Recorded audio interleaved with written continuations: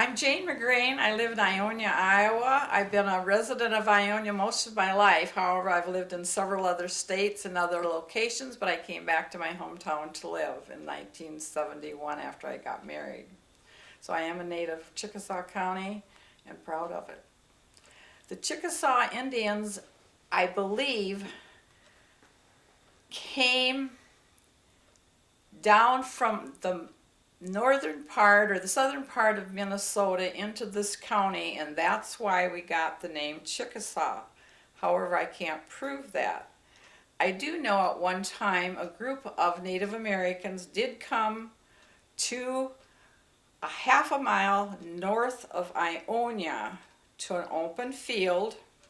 This field is just short from being across from our local Catholic cemetery at this time. At that time, that group of people had smallpox, and a lady in our community went to see them, visit with them, and she went home and prepared a homemade salve and took it to the village and gave it to the people that had the smallpox. And it is believed that that time that helped cure the smallpox for that group of people. Do you know who the woman was? I can't remember her name, I'm sorry. I can't remember her name. And probably when I heard the story, maybe the name wasn't even passed on to me. Mm-hmm. I just know that that's part of the story of our, and I know that they were headed south, and I think they were trying to get to a river where they could get farther away, get to more open land, I think is why they were coming down through this area. And there is no evidence that they ever came through the actual town of Ionia, so they probably went around it at that time, which would have meant they would have gone probably west and then down toward the Cedar River.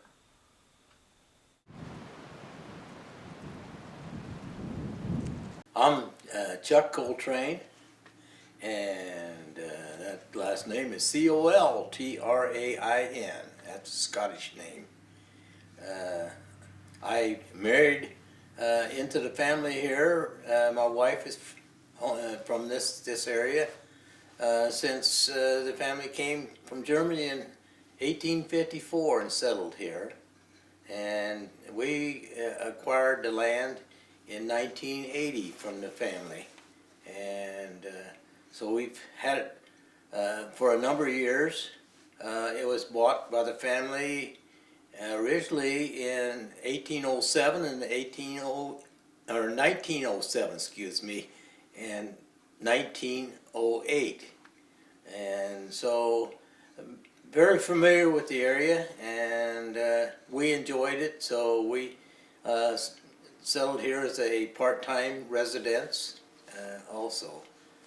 The wife's name is Julie Ann Jen Coltrane. And during the improvement of the land, once we got it from Julie's uncle, we started improving the land of some of the native timber and that, and through those improvements we noticed something that looked like Indian mounds. So we've still have one that's apparent to be an Indian mound, and the other two in the improvement of the land. I researched them a little bit, dug down, see if I could find anything in the mounds. I didn't find anything of significance, but it was all black dirt, like it had been piled up as a mound. And so we had we had three altogether on the farm.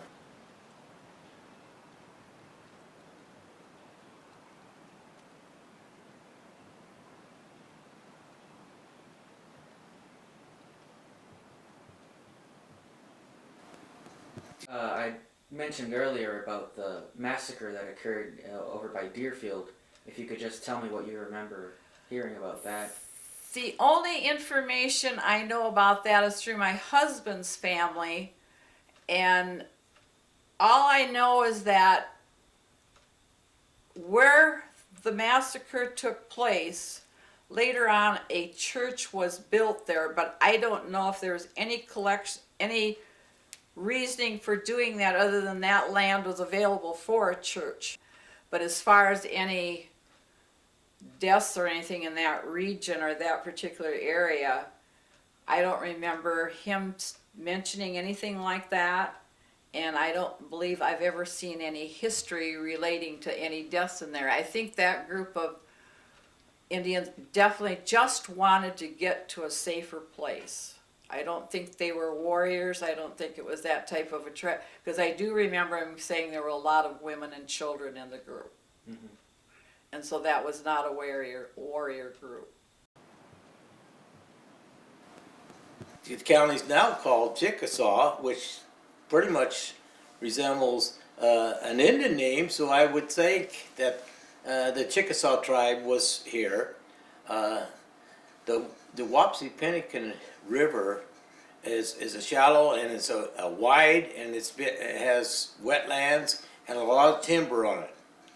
So it was a prime area for the Indians with getting their food from the wildlife. The river is a gently flowing river. I know I've done a lot of surveys and that on rivers flows and that. So it's a slow flowing river. It's probably got about 20 feet of fall in a mile. So it's a slow flowing river. That made it very prime for fishing and wildlife, and the Indians usually settled not in the river bottom but gently away, and we are about a mile from the river. Once it starts coming up, we're gently laying land and that. Where we found these apparent Indian mounds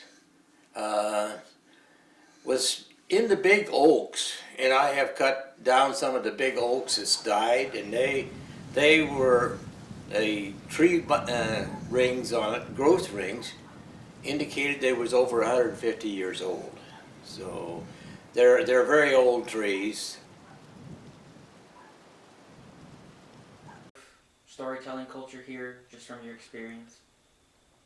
Yeah, I think when the Germans stick together and have a few beers, I think there's a little bit of German storytelling. And I think when the Irish, of course, this was a German town, so when my Irish husband came to town, the storytelling changed a little bit because the Irish have a lot different look on. Now Finnegan is Irish too, but there aren't very many Irish in Ionia when this was a German town, when we moved here. So yeah, I do think family nationalities per se take place, and being that I was German, and my husband's brother also married a German, and so we always call them the happy Irishmen, and we were the sauerkrauts. Yeah, I don't have too many stories because I'm not originally from this area. I'm originally from down in southern Iowa next to Missouri, and down there's a lot more storytelling. A lot more storytelling, but yes. Why do you think there is such a lack of storytelling up here? Well, yeah, as an older person, you try to tell a younger person, and a lot of times the first thing out of their mouth, you don't even get to say much, and they say, "Oh yeah, I know." Well, how do you know? I've not told you anything yet. How do you know what I'm going to tell you?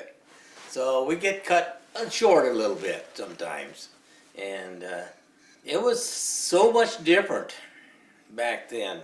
I mean, the people of today don't know what we had to go through during World War II with the rationing of food and gas and everything was rationed, and we had to even go out into the pasture, the cow pasture, and pick up bones to sell to the button factory in Centerville for the military's uniforms and that, and making buttons, because it was made out of bone Yeah.